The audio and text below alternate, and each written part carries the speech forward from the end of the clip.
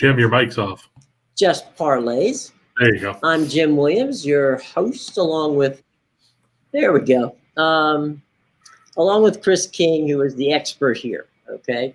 And we've got a Friday show for you, which is going to be fun. We're going to talk about college basketball. We're going to talk about, of course, the upcoming games tonight in the NHL and NBA. And just because we're these kind of guys, we're going to give you some inside tips on what might happen come Saturday when the NFL playoffs get started in Cincinnati and in Buffalo, where temperatures in the evening might be a bit chilly come Saturday night.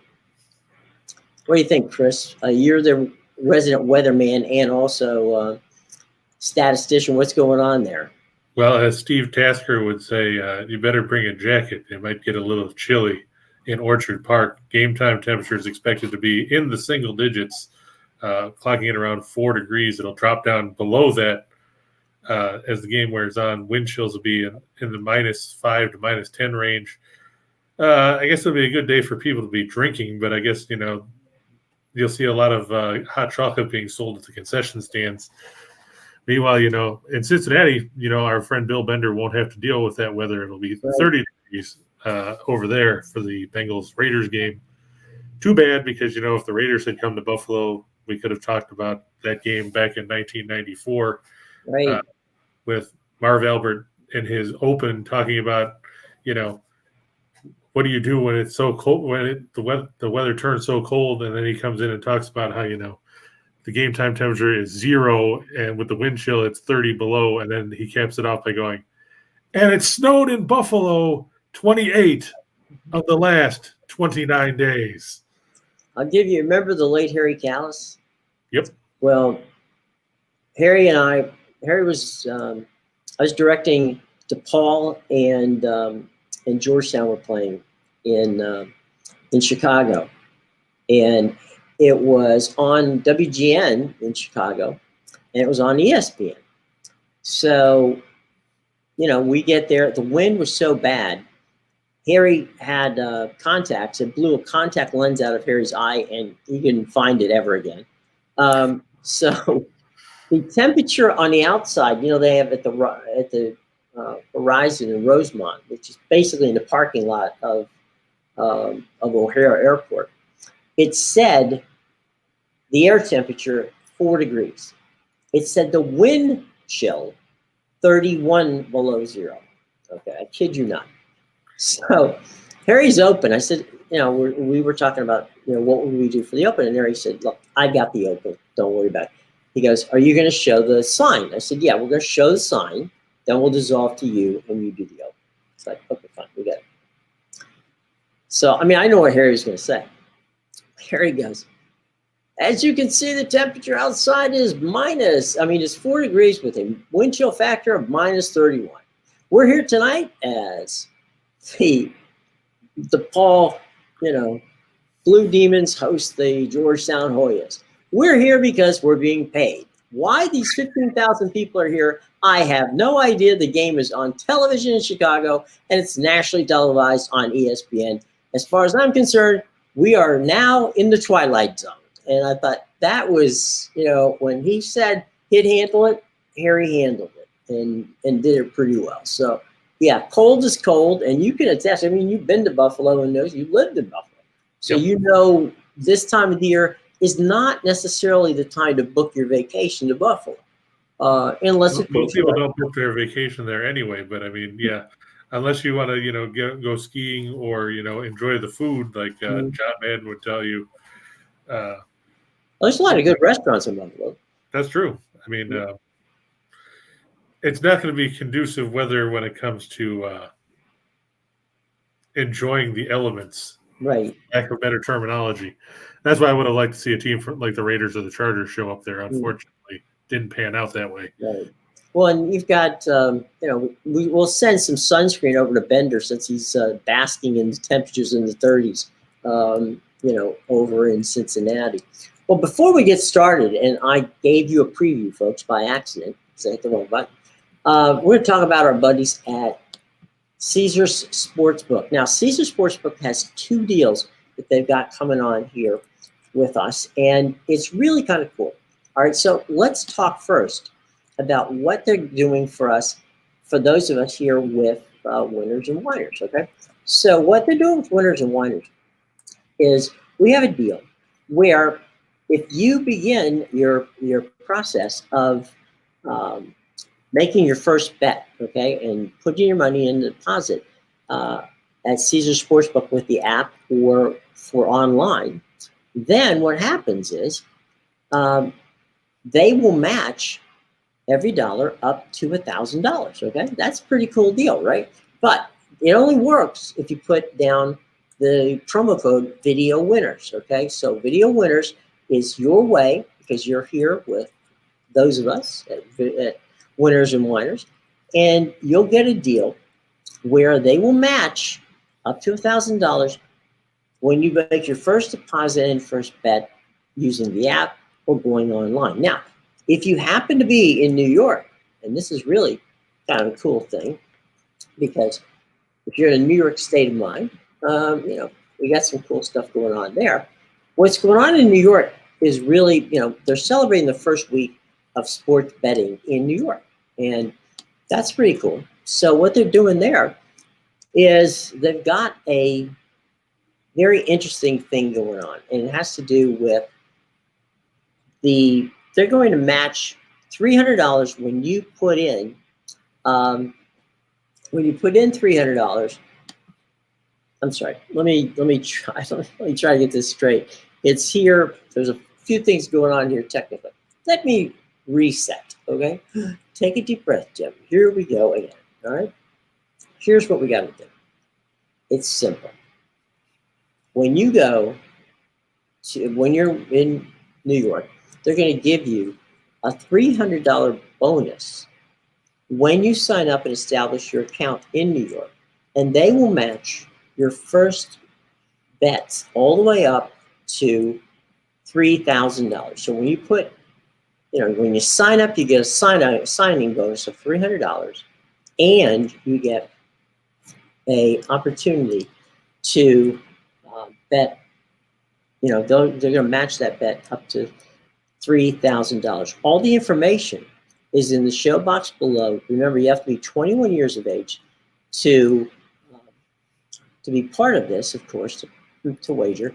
And secondly, as we say here with Caesars and with Winners and Whiners, we definitely strongly recommend that you bet responsibly. And we have our guest here who is joining us, and he's Ray Kennedy, and Ray is a buddy of ours. Ray joins us on most Sundays as we do Buccaneers pregame. And Ray, welcome to Just Parlays, buddy. Wait, where's the camera? No, I'm kidding. Hey, Chris. Hey, Jim, how are you guys today? Can you hear me okay? We're good. And you're in your car, Ray. Who's driving? No, I'm actually in car line. And here's the thing. There's a school here. I went here in 1983, and my son, all three of my children have gone here. It's Madeira Beach Elementary. As I'm talking to you guys, I'm going to break a big rule here, Jim, but I got to show you what I'm sitting here looking at while I'm talking to you guys. Do you mind for 1 second? Sure, go ahead. All right. See if you can you see the water and the boats, yes, the intercoastal, right? So I'm sorry. That's a Tom Stewart. And that's what I liked about this school when I went here, is that one of the hardest things was my literature class was in the back quad here, right on the water, and they were trying to get us to sit and talk about Dickens and read literature while there were 50-foot sloops sailing by slowly. It had to be the hardest thing I ever had to overcome. So how are you guys doing today?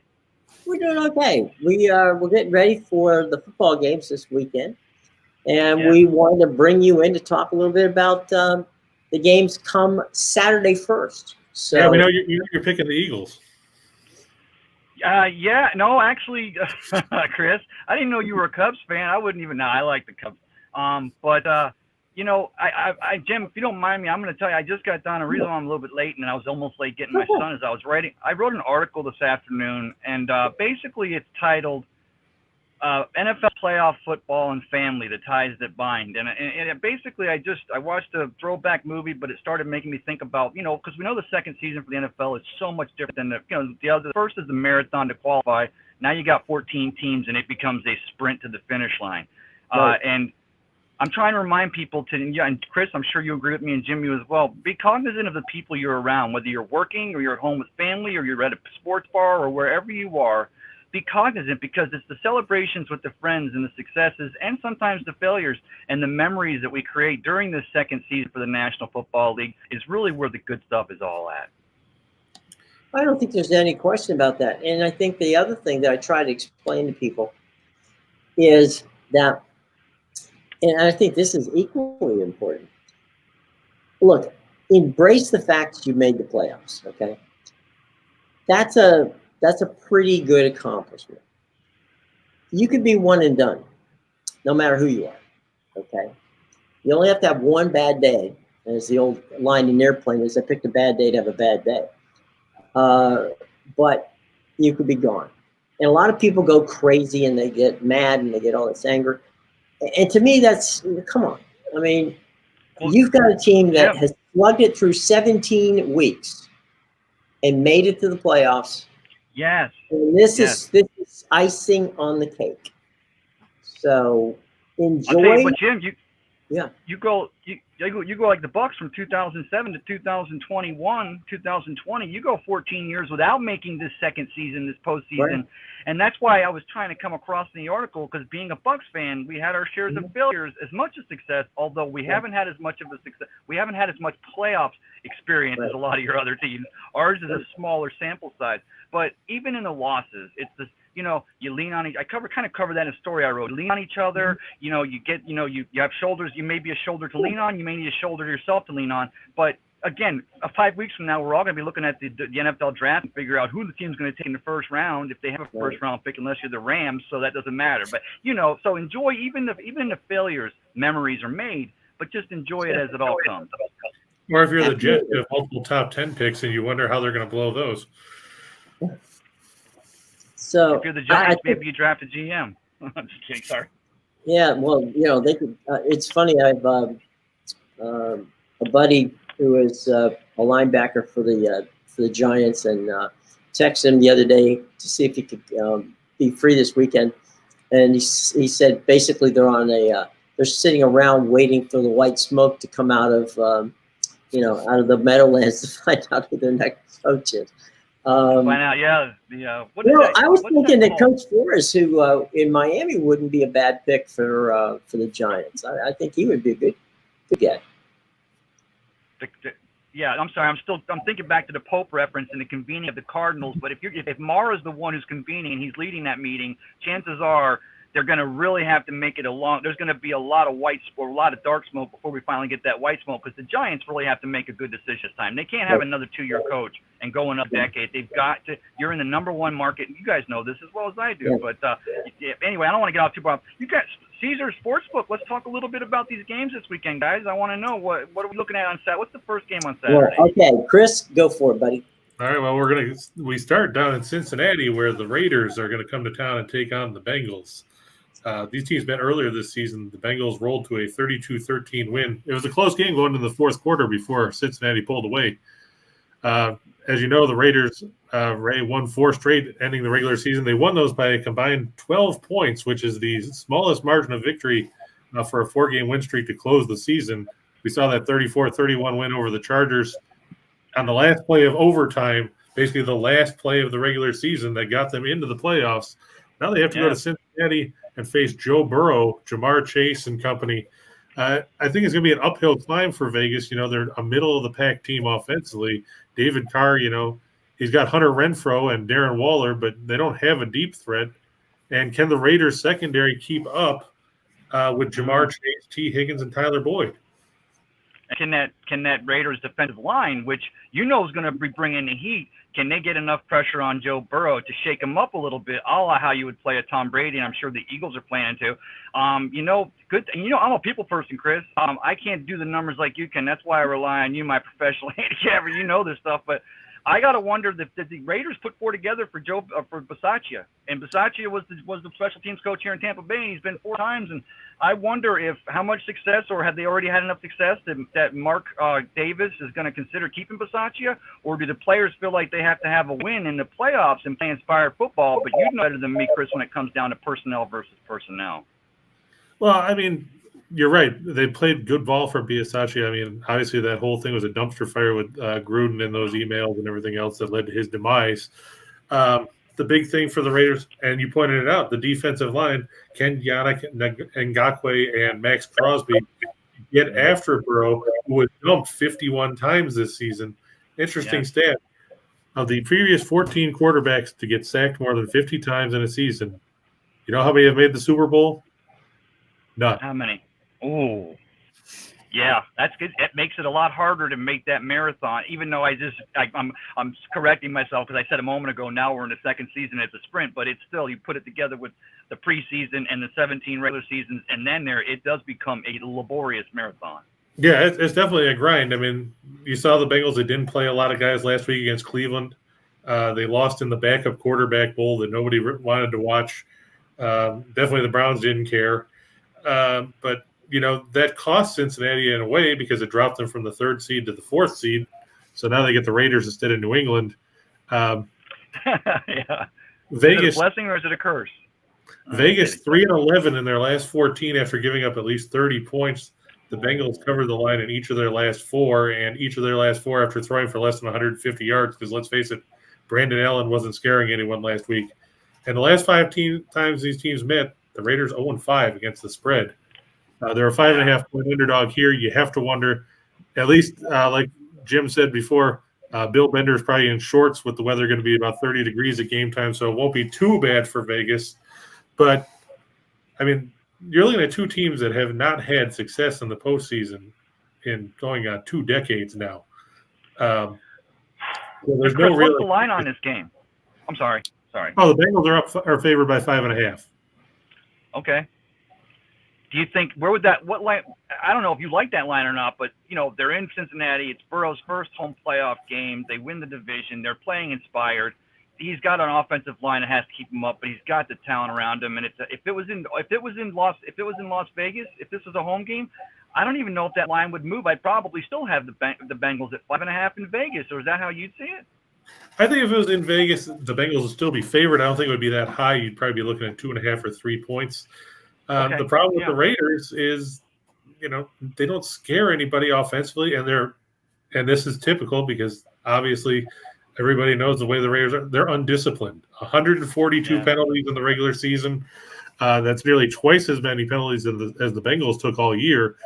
The Raiders can shoot themselves in the foot, and, you know, you can't afford to turn the ball or, you know, put yourself in down and distance situations that are unfavorable for you. Facing a team like Cincinnati with that quick strike offense, you know, Burrow can go over the top of Pace or Higgins in a hurry. And the Raiders secondary, not all that great. Well, and the thing is, like the Buccaneers, their secondary before, you know, Sean Murphy-Bunting and Jamel Dean and Whitehead come together, I always say a great front seven makes up for a weak back seven. The Raiders, the strength of that defense is 100% that defensive line. And they're going to be putting pressure on Burrow, but I think he steps around it. And plus, they get Mixon running the ball, and it's in Cincinnati, and it's going to be playoff. I say it's going to be like playoff atmosphere. It is going to be playoff atmosphere. So yeah, I got that. And I apologize to you guys. I'm going to have to leave you guys in about like 15. So if you need me to get out of your way, let me know. Only because when the car line starts moving, I can't talk to you. Yeah, I remember the car line days. So those were not the most entertaining things in the world. Well, I'm talking to you and Jimmy Bills. It is. Sorry, go ahead, Chris. That's the early game. Well, early being 4:30 in the afternoon. Of course, the late game tomorrow night comes to you from Orchard Park, Ray, where the Buffalo Bills, the AFC East champions for the 2nd straight year, get to face Bill Belichick and the New England Patriots.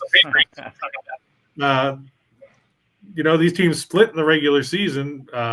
New England won 14-10 in that windstorm where, you know, it looked like a small tornado was whipping through Orchard Park. Wow. But then when they went to Foxborough, Buffalo won 33-21. It marked the first time in Bill Belichick's coaching career that the opposing team didn't punt. You look at the way things went down the stretch. Buffalo won their last 4 after they lost that game to New England, which followed the Tampa Bay loss that we talked about before. New England 1-3 down the stretch. They lost to Miami last week on the road, and what was even scarier is they gave up 170 yards on the ground to a Dolphins team that everybody knows doesn't run the football very well. Just so you know, Ray, I'm sure you're enjoying the weather down there in Florida. The game time temperature at Orchard Park tomorrow estimated to be about 4 degrees. So we're going to have snow? There's some snow in the forecast. I don't know how much it's going to be. Wind chill is going to knock down between 5 and 10 below. I'll tell you why, though, Chris, because this is what I feel about this game right here with the being, again, the third time they're playing each other to split in the season.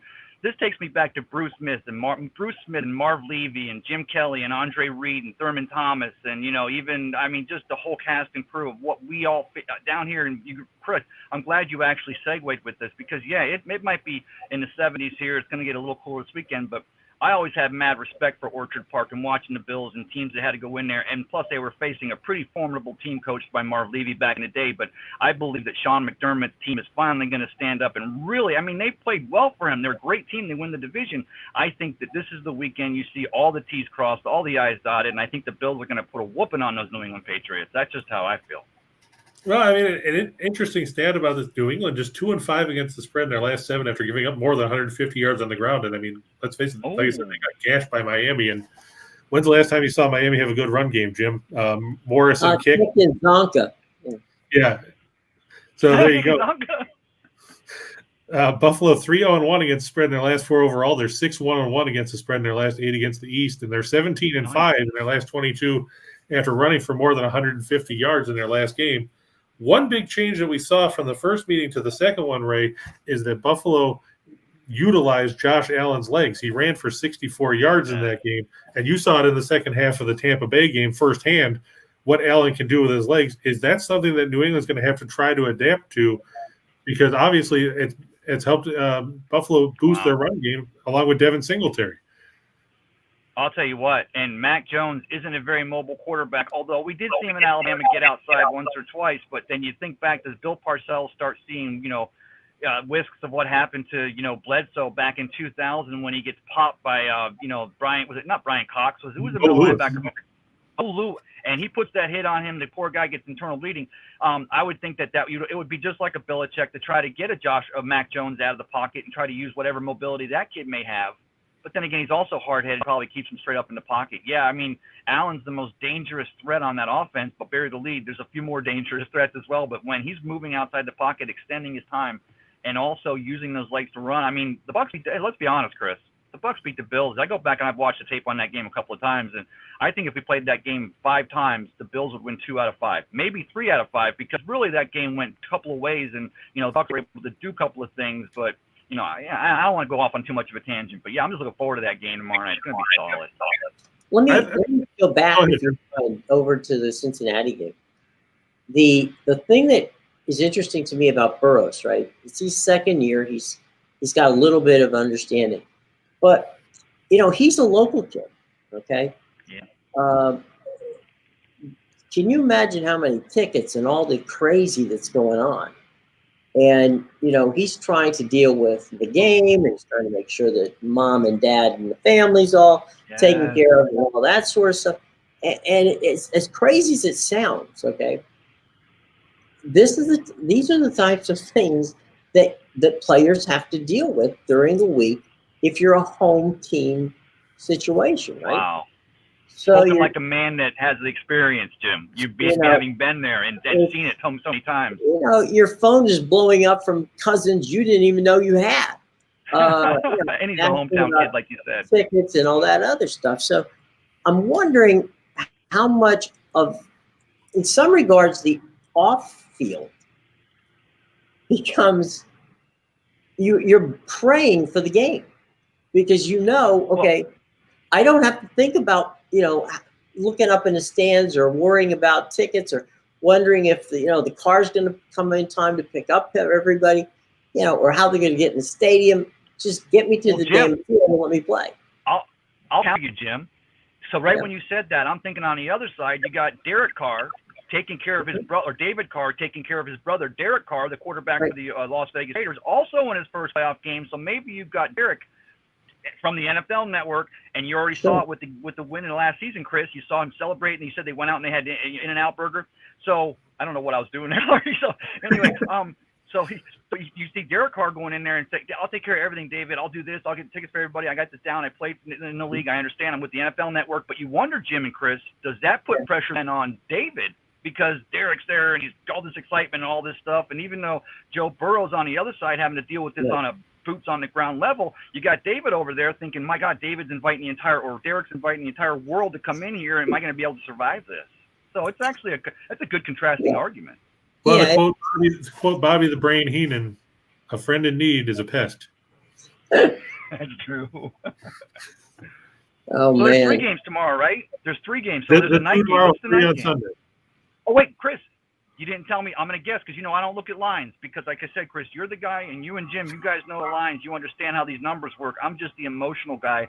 I'm guessing that the Bills are favored just because of the fact they split the season and everybody thinks that the mad scientist Belichick's. I'm going to say the line right now is 2.5. It is currently 4.5. Oh, okay. I like that. That means they're giving the Bills their due respect, and I think that they're going to be able to do that. Let's just hope it doesn't get too big. The Buccaneers, if I see a double-point favor on the Bucs game on Sunday, because every time they've been favored by double digits this year, they've lost, I am going to get so – well, actually, they weren't favored by double. Go ahead. I'm sorry. What's the nightcap tomorrow, Jim? There isn't one. The Buffalo game is the 8:15 game. Oh, okay. So there's 3 on Sunday. Sunday, and that'll start off right with Philadelphia and Tampa Bay. Tampa Bay leads off on Sunday, and then the 49ers and the Packers, and I'm 49ers and the Cowboys, excuse me, and then we go to the nightcap, which is Kansas City and Pittsburgh. And people want to know why Pittsburgh and Kansas City should be the 8:15 game, because nobody's expecting that game to be close after what we saw just a few weeks ago. It's West Coast, Chris, right? Because if they played it on the East Coast, that game, well, they could have made it 4 o'clock, but they couldn't make it at 1 o'clock because it'd be, at 10 o'clock. So the reason why I look at that and I go, oh, well, and then, KC is still, one of the top 3 teams, of course, behind the Bills and the Titans as far as favorite to be the AFC, although some people would still make the argument that they are. Can we talk about the Bucs and Eagles game before I got to let you guys go? And I apologize for having to do this. No, go ahead. That's what we're ready to talk about right now, right? The Bucs favored by 8.5. I mean, you remember these teams met in Week 6. Tampa Bay won 28-22 in a game that wasn't that close. It was 28-7 late in the third quarter before Philadelphia scored a couple of touchdowns to make it a closer game. But that game was at Lincoln Financial Field. This one obviously down at Raymond James Stadium. It's going to be interesting when you look at it. The Eagles first in the league in rushing, Tampa Bay third in run defense. But you got Jalen Hurts. He's dealing with an ankle injury. He could be limited mobility-wise. Miles Sanders obviously dealing with that hand injury, and Ray disappeared. Well, I think sometimes when you get to that car line, it can be tough on you. But I mean, we can finish that. Miles Sanders is limited with a hand. Obviously, if he doesn't go, you'll see more of. Here he comes. He's coming back. You'll see more of the. There you go. Welcome back. How low can I bring the production level of your fantastic show, guys? I am so sorry, but I thought I was hitting mute, but I was hitting leave, and that's the reason why they make it big red next, right? But let's get back to the Bucs and Eagles. 10-10, 10 wins, 10 losses against each other. They got the series is tied up all time, 10-10. Of course, the Bucs have had 2 victories against the Eagles in the playoffs, and the Eagles have had 2 victories over Bucs in the playoffs. The last time they met in the playoffs was back in 2003. And Rondé Barber closed the vet with a pick-6 interception to send the Buccaneers basically on to San Diego to play those the Oakland at the time Raiders. But I'll tell you what, Chris and Jim, I get that they're letting Jalen Hurts use that phenomenal skill of his, and I get that they found running game and they've got, and the guys are playing inspired. Don't forget, this team's only 3 years removed from their last Super Bowl appearance. So even though a lot of the cast and characters on the field aren't the same, you're still talking about a championship of a managed franchise. But let's be honest, not even if the Bucs were getting guys healthy back and everything, but really I look at this Buccaneers team, and if it was anybody else but Tom Brady quarterback, I'd go look at all the talent on the team. There's no way these veterans will not win over a young team. But that's where you insert Tom Brady at quarterback. Tom Brady could break his leg walking out of the shower today and coach from the sidelines on a golf cart, and he's going to make 52 other players kick butt on Sunday. So I just can't see the Buccaneers having a letdown against this Philadelphia Eagles team, and I don't see the depth enough on theirs to overcome the fact that we're playing our first home playoff game since 2003. No, we didn't even play. Yeah, we did play 2000. No, we played at Philly, and Wait, I'm sorry here, but yeah. So it's been basically a long time. Yeah, I just running on. Well, Is that what you guys? and the key thing too about Hurts, Ray, is he's still dealing with that ankle injury. So you have to wonder, is he going to be as mobile as you would expect? Plus, you got Sanders with a broken hand. If you don't see him, you'll see Jordan Howard. You'll see Kenneth Gainwell. You see Boston Scott. I guess they try to get Deuce Staley out of retirement, but I don't think he'll be in the mix Sunday. What's the situation, Ray, with JPP and the outside? Because you need contain. That's all you need for Hurts. I mean, keep him in the middle, and he's going to hurt you. Yeah, well, Jim, he's back. He's here. He's at practice. But of course, Joe Tryon-Shoyinka, the rookie out of Washington, who bucked number 32 this last year. That's the thing that scares me. That's the one thing, is that Joe Tryon-Shoyinka is such a phenomenal. He's showing already the gifts that they made the Bucs. We called it. It was a comfort pick for the Bucs. But the fact of the matter is, this kid can flat get off the sides. But he's got a whole contain on Jalen Hurts. And that's one thing with JPP. JPP takes more of a direct line, like a veteran would, and containing the corner and keeping a Jalen Hurts in the pocket. But JPP's back, and we've got Leonard Fournette back. But every time we talk about it in the local media here, it's always like, and we'll see if they're active for Sunday. Because mind you, they've just been put back on the team to practice for that 21-day period from IR, assuming that they're going to be fine enough to get activated and be ready to go on Sunday. And what's the latest on Shaq Barrett, Ray? He's good to go. He's back he actually was injured, but then the last week he was out was because he actually had to go into the COVID protocol. And we see how that's changing, guys and girls. And I'd be remiss if I didn't cover that here in my last couple of minutes with you guys, not to be a Debbie Downer, but the NFL, the week before the championship games, whatever, four teams make the championship game, is going to increase their COVID protocols to the increased level where it's daily testing and separation and no family and lockdown. So, Jim, to work it back to, you're talking about the distractions, Jim, about like a Joe Burrow and a home crowd or a Derek Carr and this and that. And the fact of the matter is, remember, the teams that do get to those championship games are going to get held up. It's going to almost feel like 2020 again. But now I'm going to close with this. We all got to keep it safe because it's still out there. And fortunately, we've got vaccinations, or people have seen it, and we're starting to get used to it and everything. But people are still – so even though you're celebrating with friends, just wear a mask if you have to. Have fun this playoff season because, again, like I started this show off with you guys. Thanks for having me. It's the good stuff. It's the people you're with, the celebration you're having, the wins and the losses, because not every team's going to win. This week there's 4 teams playing. 7 of them are going to have their golf bags on Monday heading to Bermuda. Right. Well, Ray, we're going to see you on Sunday because Chris and I are going to join you. Yep, I'll be there too.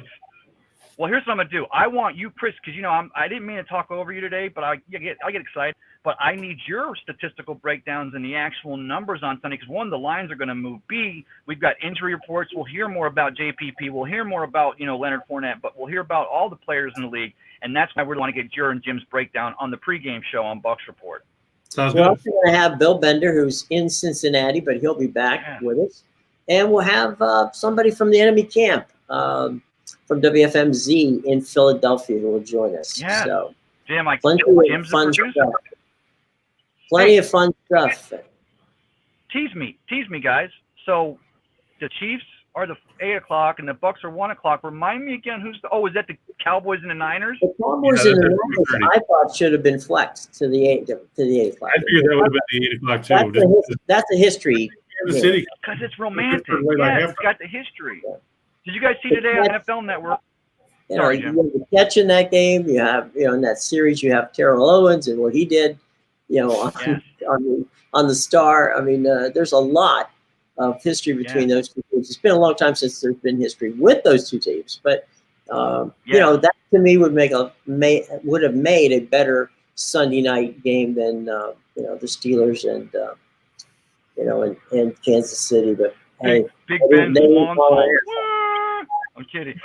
I'm glad we had everything. You guys know everything with me is symmetry, and I believe truly, even when the 3 of us are here talking football, I believe things work for a reason. And let me tell you why. Because I asked what the 4 o'clock game was. You reminded me it was the Niners and the Cowboys, and of course Jim and Chris. We had Evan Weiner come on with us, and he's able to lock it down with the histories, of course, with losing Madden last month. And I want to wrap it back. I was so fortunate today. I turned on the NFL Network this morning. And I'm going to have to go in a second, guys, so I apologize. But I turned the NFL Network this morning, and you talk about that history. It was the last time the Niners and Cowboys played in the playoffs. and I think it was 92. Yeah, in fact, it was 92.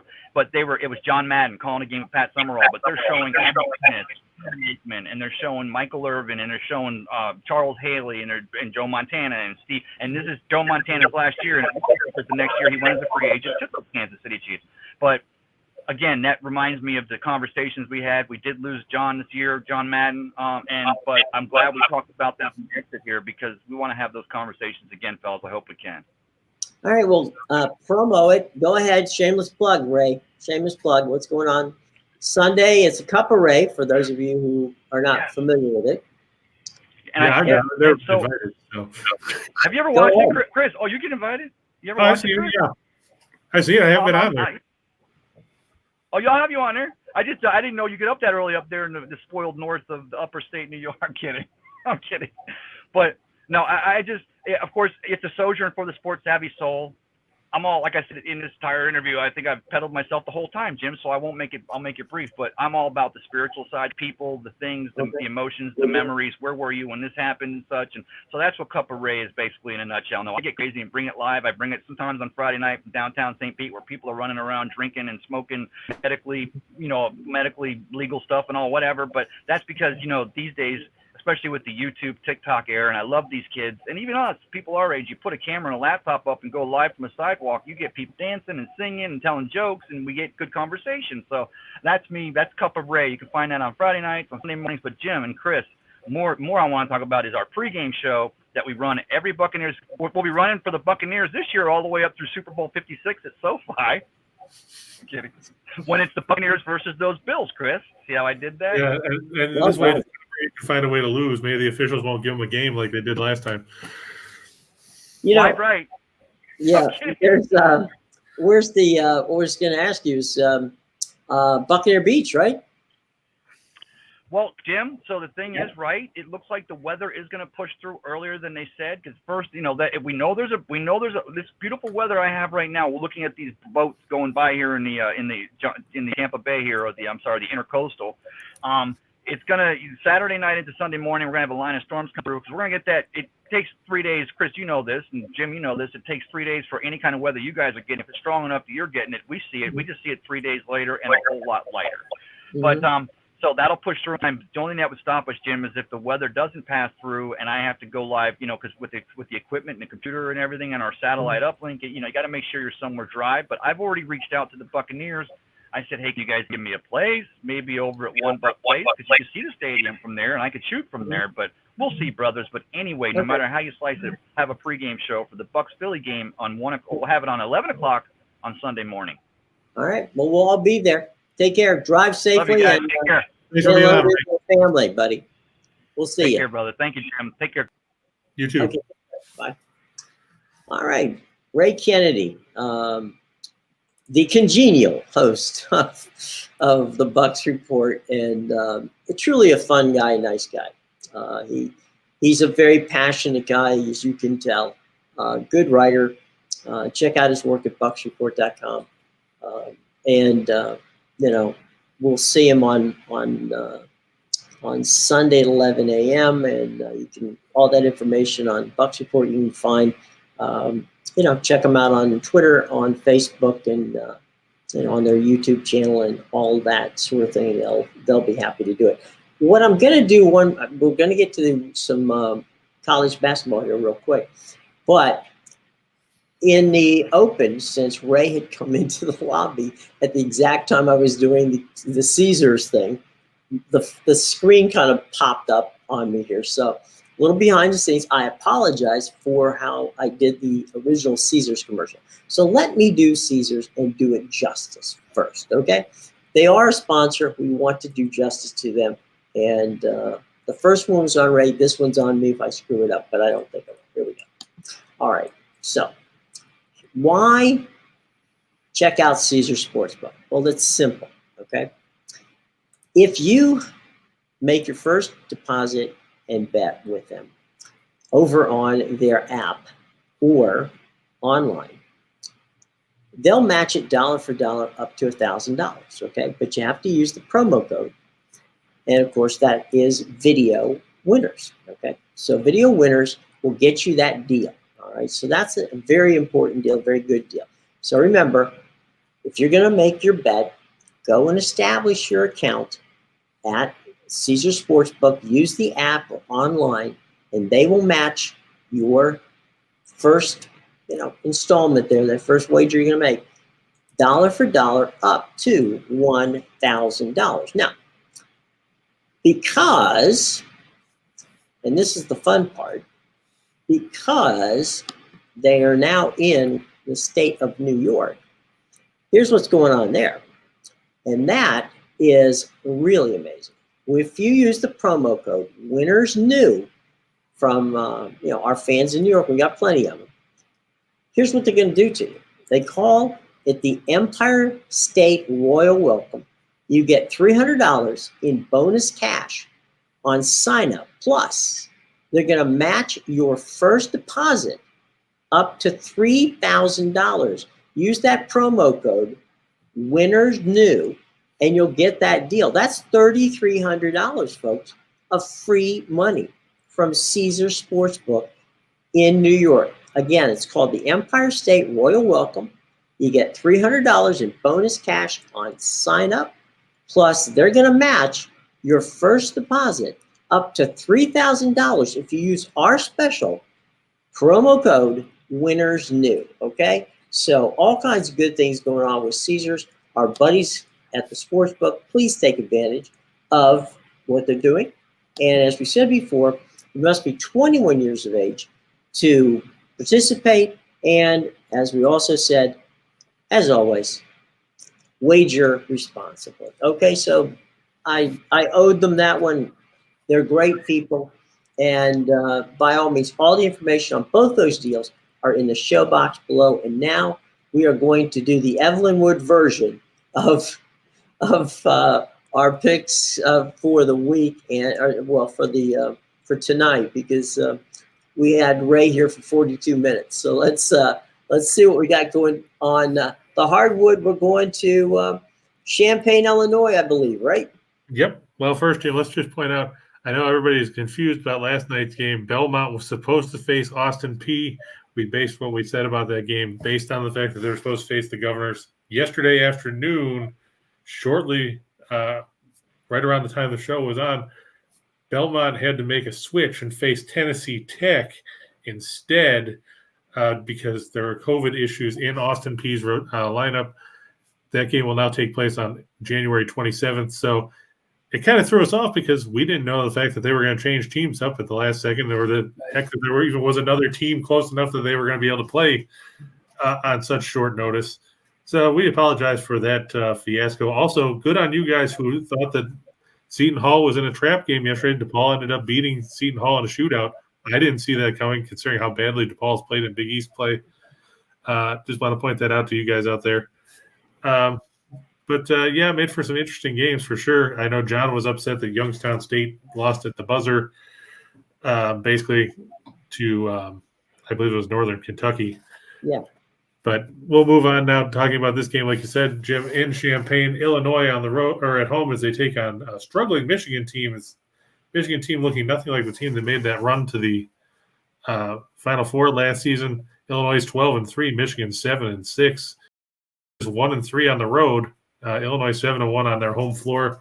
Fighting Illini have won 5 in a row and 10 of their last 11. Meanwhile, Michigan's lost 2 straight, including a 75-67 road loss to Rutgers in their last game on January 4th. So it's been 10 days since they've been on the floor. Illinois 10th in offensive efficiency, 19th in effective field goal percentage, 14th in three-point shooting, and they are first in offensive rebounding percentage at 41.3%. So plenty of second chances when the Illini missed shots on the offensive end. Hunter Dickinson, provided that he takes the floor tonight for Michigan, which the hope is that he will, has to have a big game for the Wolverines. He's probably the biggest guy that Kofi Cockburn is going to have to line up against lately. Dickinson, of course, 7'1", 260. He's also probably the leading option offensively for Michigan.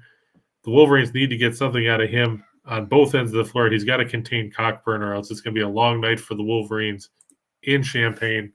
Illinois 4-0 in their last 4 at home against teams with a losing road record.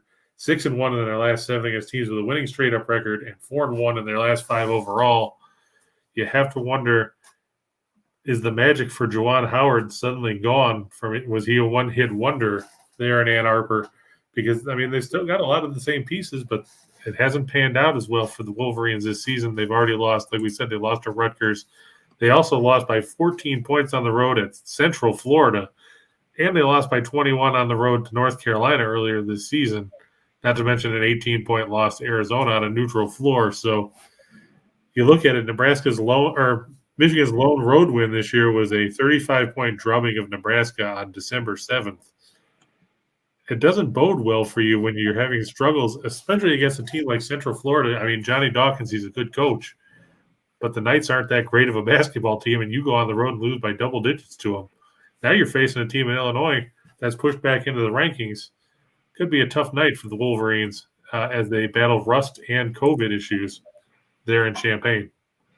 Let's move on. We've got something going on, which is a lot of fun. It's a backyard brawl in the state of Ohio. And let's hit the highlights on the Akron Zips and the Kent State Golden Flashes in the game that will be played in Northeast Ohio.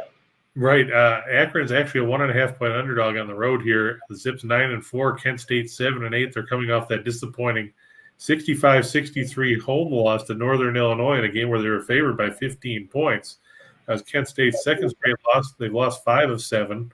Meanwhile, you're looking at an Akron team that's won 7 of 8. They beat Ball State by 10 at home the other night. The Zips 135th in scoring offense at 74.2 points a game. They're 42nd in scoring defense at 62.5 a game.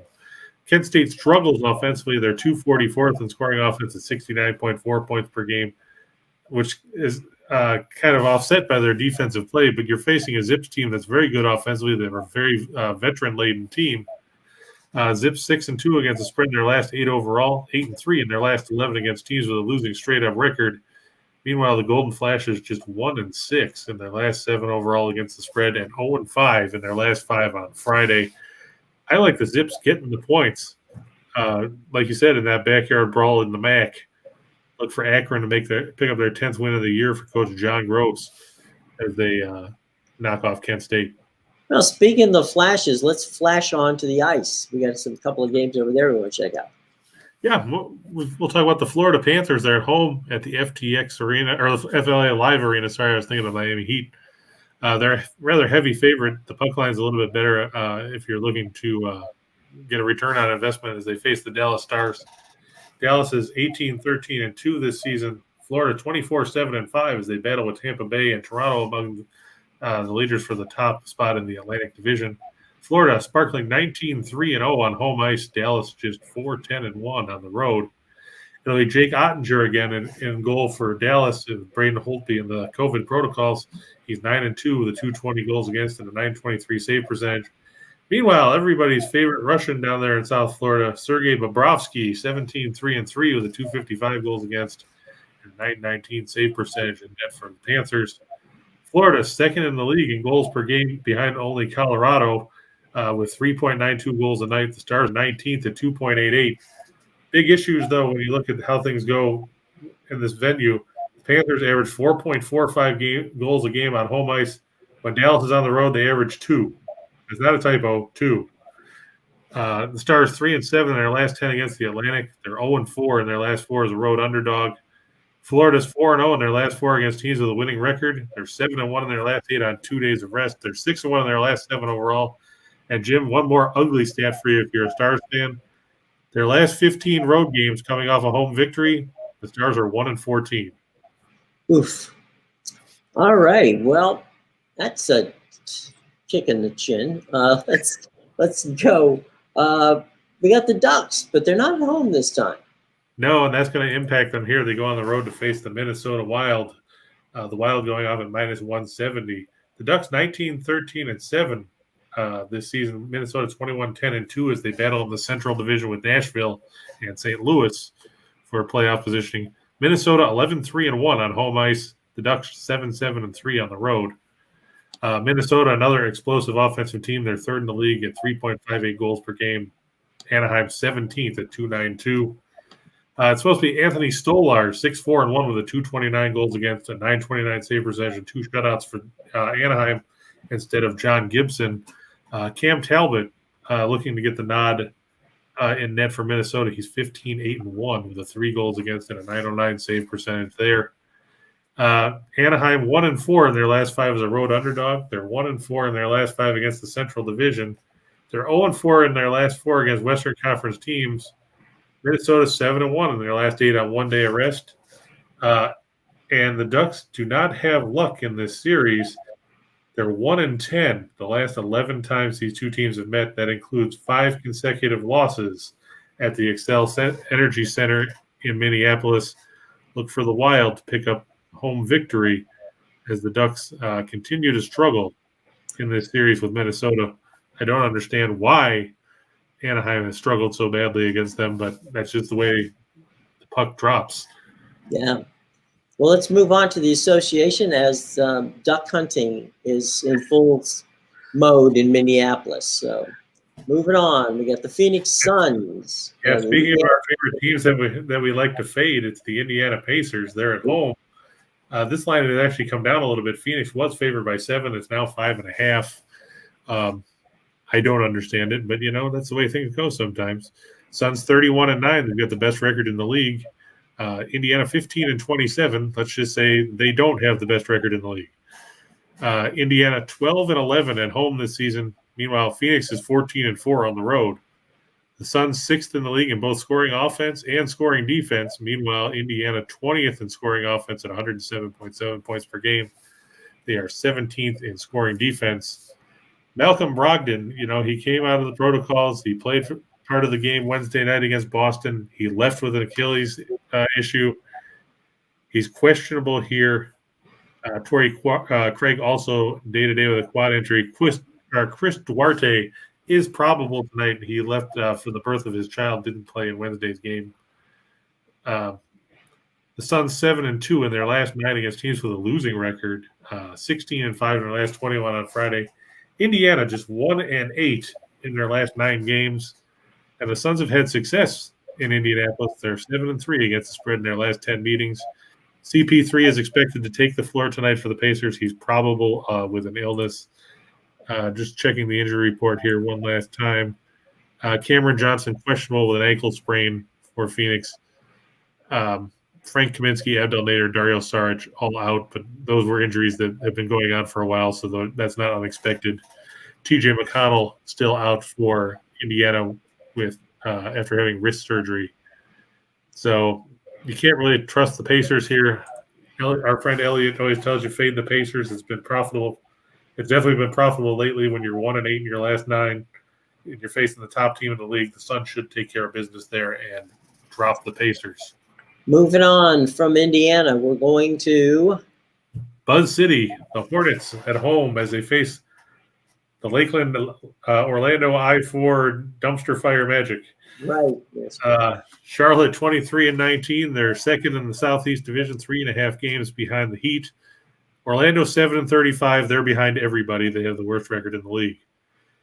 You just look at the next line there. Orlando has dropped 10 in a row coming into this one. Charlotte's 7-9. They're coming off back-to-back wins over Milwaukee, followed by a win on the road against Philadelphia, snapping a 16-game losing streak to the 76ers that dated back to 2016. The Hornets second in the league in scoring offense at 115 points per game. The Magic 28th at 101.8 points per game. They're also 28th in field goal percentage, and they are 27th in three-point shooting. Wendell Carter is out with a hamstring injury for Orlando. Mo Bamba is listed as questionable with a toe sprain. Of course, Michael Carter-Williams, Markelle Fultz, Jonathan Isaac, E'Twaun Moore, none of them have seen the floor yet this season. They still won't see the floor tonight. The big missing piece for Charlotte, Kelly Oubre Jr., is in the protocols. He is out again tonight as well. Charlotte has won 4 of the last 5 meetings between these teams. Orlando 3-8 against the spread in their last 11 on Friday. 0-5 against the spread in their last 5 on one-day arrest. Charlotte 4-0 in their last 4 overall. 6-1 in their last 7 after an ATS win.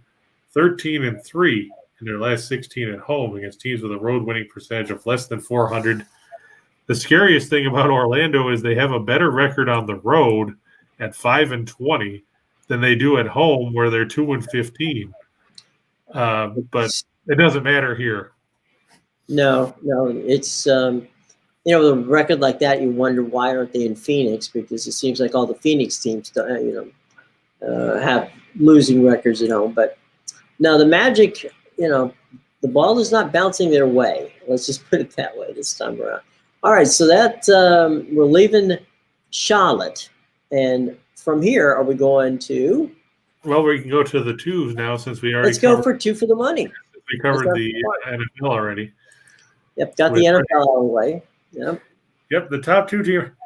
I didn't bother talking about the top game here because Colorado is such a ridiculous favorite in this game. It's not even funny.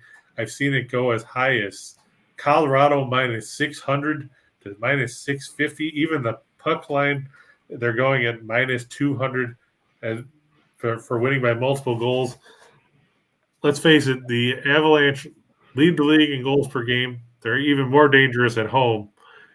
The Coyotes, I know they won and beat Toronto the other night 2-1, but can you count on Vejmelka to make 45 saves in back-to-back games when you get outshot 46-18? I wouldn't bet on it.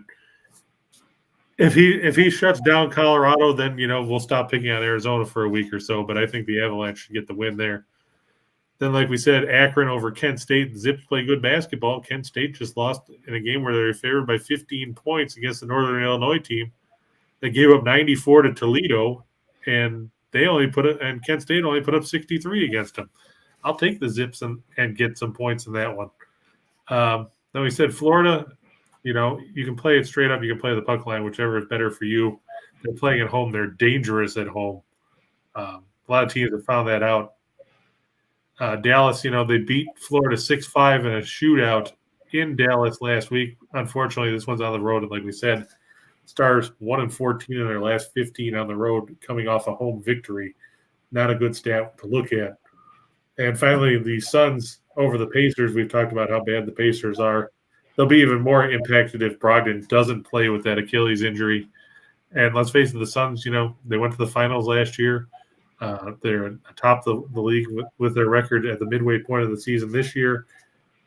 I have a hard time seeing them stumbling against an Indiana team that's lost 8 of their last 9. Let's go to 4 for the money. Yeah, like we said, we got Illinois minus 9 over Michigan.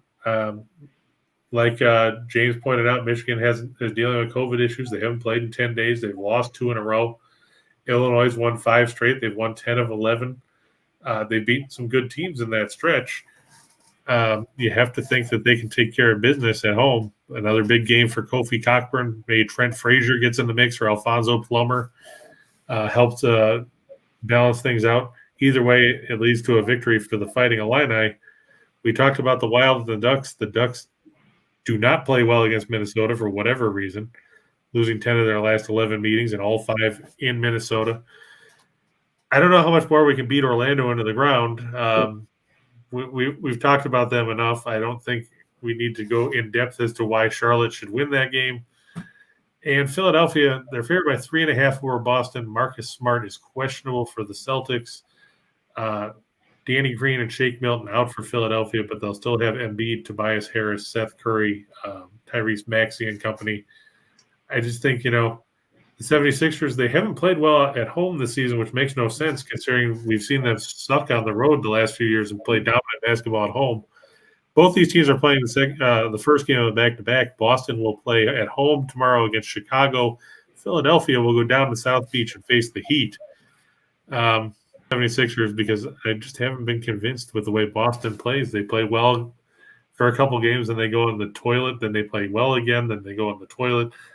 It's just that kind of inconsistency is maddening from a perspective of trying to handicap a game.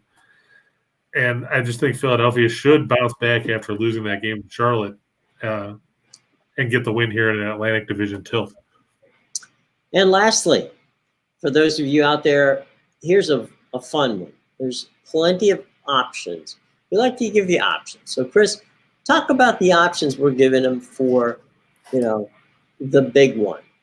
Yeah, we've got a bunch of different options. Take note, there was only 3 hockey games today, so once I gave you a pick on the side, I had to go with a total just so we didn't leave those out. In college basketball, I like the University of Buffalo. They're favored by 7. They go on the road to face Ball State. The Cardinals have struggled of late. We just talked about they lost to Akron earlier this week. Purdue, it's a big line, but you look and see they're playing Nebraska, and Nebraska's obviously not a good basketball team. They have issues on the defensive end of the floor. You have to think that Zach Edey and Trevion Williams should be able to put up plenty of points against a Cornhuskers team that has held just one of their last, I should say 2 of their last 10 opponents under 70 points. Meanwhile, they've given up at least 100 twice, and they gave up 99 in a third game, not to mention 93 to Rutgers. You have to think Purdue, with that offense and the way they can attack the basket, it would be a surprise if Purdue doesn't get near the 90-point mark at least in that contest. Iona, Rick Pitino's boys, they get to face the Manhattan Jaspers at home. I like for the Gales to pick up the win there. They should play better than they did for that 2 o'clock start against Fairfield earlier this week. This game actually starting at a normal hour for college basketball. Maybe Pitino's guys will be more on the ball there. We talk about in the NBA, Cleveland on the road over San Antonio. The Spurs just, I don't know what it is. They've changed their style, but it hasn't related to wins. They lost to Houston the other night in a disappointing performance. Speaking of Houston, they get to go on the road to face Sacramento in a game where defense is optional. The over-under on that game is set at 239 points. So apparently the book's not expecting much in the way of defense either. The Kings at home, I look for them to win and cover the 5-point line. You got Chicago. They're at home, favored by 3.5 over Golden State. The Warriors playing the second game of a back-to-back. They were beaten 118-99 by the Bucks last night. Meanwhile, the Bulls, like we said, will be on the road to face Boston tomorrow in the second game of back-to-back. But I like the Bulls here. The Warriors have kind of sputtered a little bit. Even with Klay Thompson back, it's probably going to take a little time to get them meshed back up. I think Draymond Green, let's see if he's still ruled out tonight. Well, they hadn't submitted their injury report as of yet. But I imagine he's still dealing with that calf injury. And then, like we said, in the hockey games, Coyotes and Avalanche over 6.5 unless Vejmelka somehow finds a way to put a piece of plexiglass that doesn't break in front of him. You have to think Colorado can get 4 or 5 on their own. Then you've got Dallas and Florida over 6.5. These teams, like we said, they met last week in Dallas. Was a 6-5 game and a shootout. Florida averages 4.45 goals a night at home. You have to think that things will go their way here, and it'll end up in another high-scoring affair. And the Ducks and the Wild over 5.5. We said Minnesota's the third most dangerous team offensively in the league behind only Florida and Colorado. So it's interesting. We have the top 3 scoring teams in the league on the ice tonight. Look for them to push over the total with the Ducks in that contest. Any questions that we want to approach before we head out here on a Friday? Well, James was asking about a game tomorrow between Ohio and I believe it was Central Michigan in college basketball. The Bobcats, they played really good basketball this year. They're 13-2 on the year. Coming into this one, they're facing a Central Michigan team that is, well, no bueno. They're 2-12. They're coming off a 31-point loss to Eastern Michigan in the battle of geographical teams from the Great Lakes State. Before that, they lost by 28 at home to Toledo. You have to think that Ohio, whose 2 losses this year, Jim, against Kentucky and LSU on the road. So they have, when those are your 2 losses, You haven't had many bad losses. Yeah, they've beaten Belmont. They beat Cleveland State, 2 good teams. Belmont we've talked about in the Ohio Valley, Cleveland State in the Horizon. They beat Marshall. They beat Akron last week on the road. We talked about, a good team that the Zips are. They beat Kent State last week. You have to think Ohio should have little problem beating the Chippewas of Central Michigan. Jeff Bowles and company would run to 14-2 with that victory. Mm-hmm. All right. Anything else before we get out of here on a Friday afternoon? Like Ray said, enjoy the NFL games, enjoy the people that are around you. In our case, my wife's grandfather is going to be with us this weekend. He's 89. So it'll be interesting to watch the game there. But yeah, moments like that, they don't come around all that often necessarily. So, and It's like, a, be happy your team's in the playoffs if they are. If they're not, hopefully you're not a Jets fan.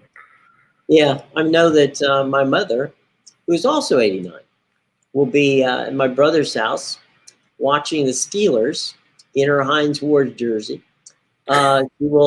She'll be taking a nap all day so that she can stay up and watch that game. Hopefully she won't have to go to bed at halftime because the game's already over, like it was. Right. So she'll be rooting it on, and but it is true, and that's the great thing about sports in general. It is something that can be enjoyed by family, can be enjoyed by your friends, but the most important part is enjoy it. It's a game, okay? You wake up tomorrow, the sun's going to shine. Well, there may be snow, but you know what I'm saying. Metaphorically, it's only a game. So enjoy it and understand that in these playoff situations, we said earlier, it's one and done. So you can have a bad day. That doesn't mean your team's terrible. That doesn't mean you fire the coach. Doesn't mean the quarterback is a knucklehead. It just means you had a bad day at the wrong time. As Charlie Jones would tell you, the winner moves on. The loser goes home. That's right. And what a great guy Charlie was. So we will leave you on the words of Charlie Jones in that situation. Chris, with Charlie Jones, we should do this one. You gotta love it, unless you're in Houston. Right. Oh man. All right, you gotta love it.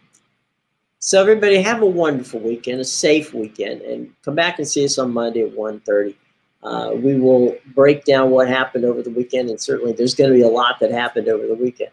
And we'll also have Rams-Cardinals to talk about. That's right. We'll be able to talk about the Cardinals.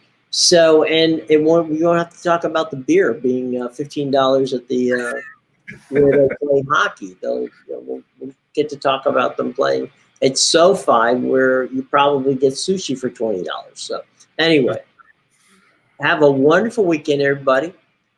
For my partner in crime, Chris King, I'm Jim Williams saying so long. We're going to have a lot of fun on the weekend. We will see you come Monday.